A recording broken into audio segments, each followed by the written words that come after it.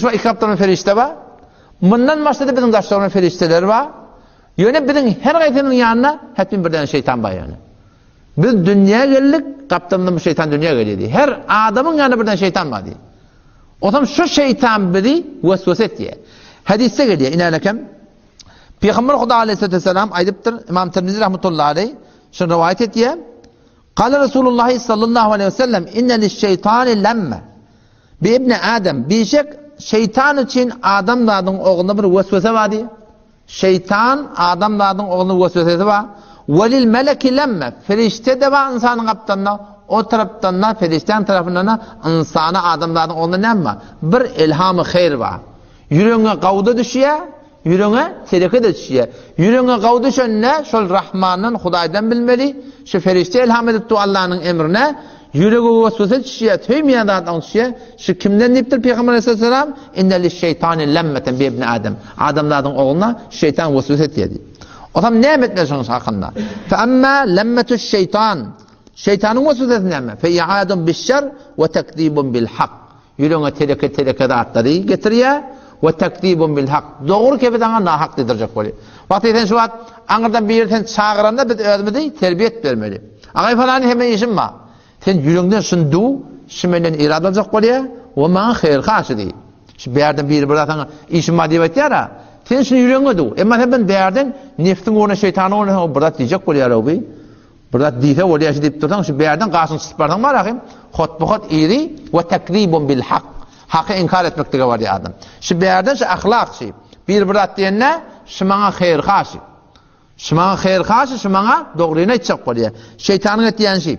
فَاَمَّا لَمَّةُ الشَّيْطَانِ فَيَعَادٌ بِالشَّرْ Tereke dağıtları vesvese ediyor. وَتَكْذِيبٌ بِالْحَقِّ Doğruyunu inkar ettirmekle kastediyor. وَاَمَّا لَمَّةُ الْمَلِكِ Ferişte ne emetiyor? فَيَعَادٌ بِالْخَيْرِ Yüreğine kavga dağıtları ilham ediyor. وَتَسْدِيقٌ بِالْحَقِّ Doğruyunu doğru deyip söylüyor adam diye yürekten teşvik ediyor. O zaman işte şeytan taraftan bir vesvese geliyor.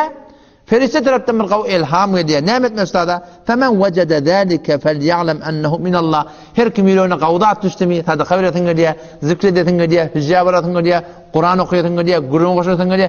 Kavga attı yüreğine geldi mi? Çalamacaksan yine şikayetmeli. Ve şunu bilmeli ki Allah taraftan فَلْيَحْمَدِ اللّٰهِ Allah'a şükretsin deyiptir.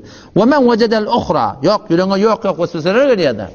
Tüymeyen dağıtlanma diye. Onu ne etti? Peygamber sana ediptir. فَلْيَتَعُوَدْ بِاللّٰهِ مِنَ الشَّيْطَانِ الرَّجِيمِ Şu kavlen şeytandan Allah'a sığınmalı. Eûzu billahi mineşşeytanirracim deyip sonra ondan sonra ne? Kara piyasam ayet okuydu diye. Eşşeytanu ya'idukumul fakr. Şeytan ne diyor? Sizi garipçılıktan korku diye. Eşşeytanu ya'idukumul fakr. Şeytan size garipçılığa buyuruyor, garipçılıktan korku diye. Ve ya'murukum bil fahşa. Tehlikecilik emretiyor. Görde ne yok? Cının şeytanları görde ne? Yani insanın şeytanları görünüyor yani. İnsan şeytan hep önkü defteminde geçti. Kim?